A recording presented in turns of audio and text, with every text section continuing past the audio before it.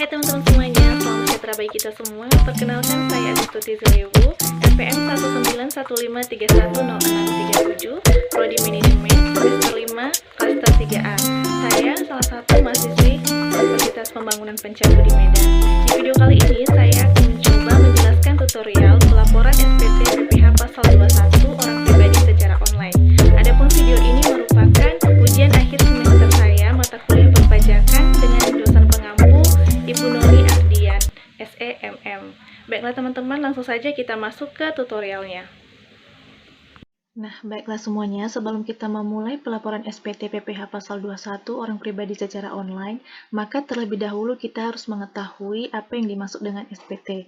Nah, SPT itu merupakan singkatan dari Surat Pemberitahuan Tahunan, yang merupakan salah satu jenis surat yang oleh wajib pajak digunakan untuk dapat melaporkan perhitungan atau juga pembayaran pajak, objek pajak atau bukan objek pajak, dan atau harta dan sebuah kewajiban menurut ketentuan peraturan perundang-undangan perpajakan.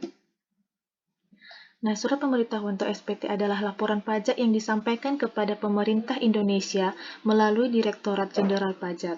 Ketentuan mengenai SPT diatur dalam Undang-Undang Nomor 28 Tahun 2007 tentang Ketentuan Umum dan Tata Cara Perpajakan.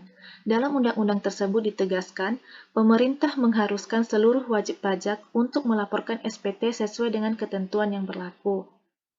Nah, dalam ketentuan tersebut, secara garis besar kita dapat menyimpulkan fungsi dari SPT adalah melaporkan pelunasan atau pembayaran pajak yang sudah dilakukan, baik secara personal maupun melalui pemotongan penghasilan dari perusahaan dalam jangka waktu 1 tahun.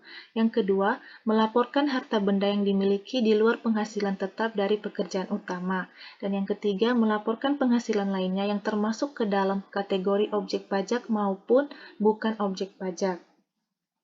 Nah, ada beberapa hal yang perlu diperhatikan sebelum kita memulai pelaporan SPT PPH Pasal 21. Yang pertama, kita harus memastikan sudah mempunyai akun di JP Online.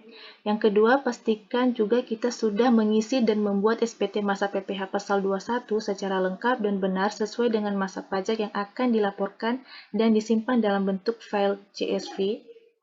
Dan yang ketiga, pastikan kita sudah men-scan bukti bayar, surat keterangan domisili, atau dalam hal terdapat pemotongan PPH Pasal 26 dan disimpan dalam bentuk PDF dengan nama file sama dengan file CSV. Nah, langsung saja kita masuk ke halaman website di jponline.pajak.go.id. Langsung saja kita login ke Direktorat Jenderal Pajak. Nah, akan muncul tampilan seperti ini. Kita masukkan nomor pokok wajib pajak kita, kata sandi, dan juga kode CAPTCHA.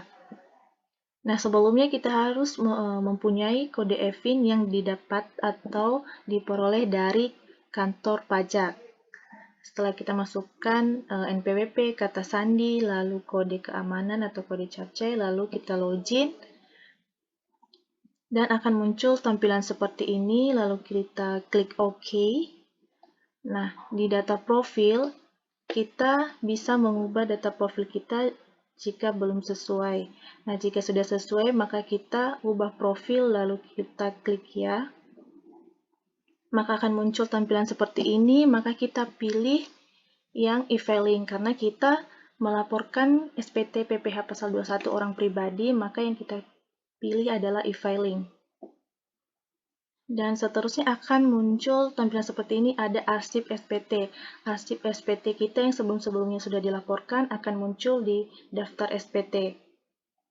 Oke, next. Maka di sini ada formulir SPT, ada beberapa pertanyaan yang harus kita jawab. Di sini apakah Anda sudah menjalankan usaha atau pekerjaan bebas? Kita pilih ya, dan kita klik upload SPT. Lalu di sini ada tampilan, kita klik start upload, yang pilih file. Kita masukkan file kita tadi yang file CSV dan PDF yang dalam bentuk Excel dan juga PDF. Kita open, lalu start upload, lalu sudah sukses dan proses upload sudah selesai, kita klik ya. Maka di halaman kirim otomatis akan terisi SPT kita, data-data kita, lalu kita klik di sini dan kita pilih media pengiriman kode verifikasi apakah melalui email atau SMS, dan di sini saya memilih melalui email dan klik OK. Lalu sudah sukses dan klik ya. Lalu kita masuk ke halaman Gmail kita dan kita cek ada kode verifikasi. Nah, ada kode verifikasi muncul, kita copy, lalu kita paste ke masukkan kode verifikasi yang ada warna putih itu, dan setelah itu kita kirim SPT. Nah, di sini ada info bahwa SPT Anda berhasil dikirim, bukti penerimaan elektronik telah dikirimkan ke email Anda. Nah, apa respon kita? Apa respon Anda terhadap bayaran tersebut? Apakah puas atau tidak puas? Nah, di sini saya klik puas karena pelaporan SPT-nya gampang dan atau lumayan gampang, tidak begitu sulit kali. Dan setelah itu, di sini kita bisa melihat, nah langsung muncul di tampilan arsip SPT yang sudah kita laporkan tadi sudah berhasil.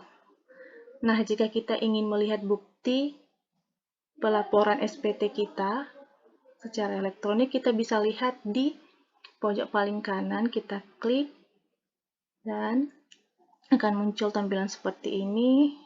Setelah itu bisa juga kita cek di Gmail kita klik di filing yang masuk dan SPT PPH pasal 21 kita sudah berhasil dilaporkan. Baiklah teman-teman semuanya, sekian video penjelasan tutorial pelaporan SPT PPH pasal 21 orang pribadi secara online.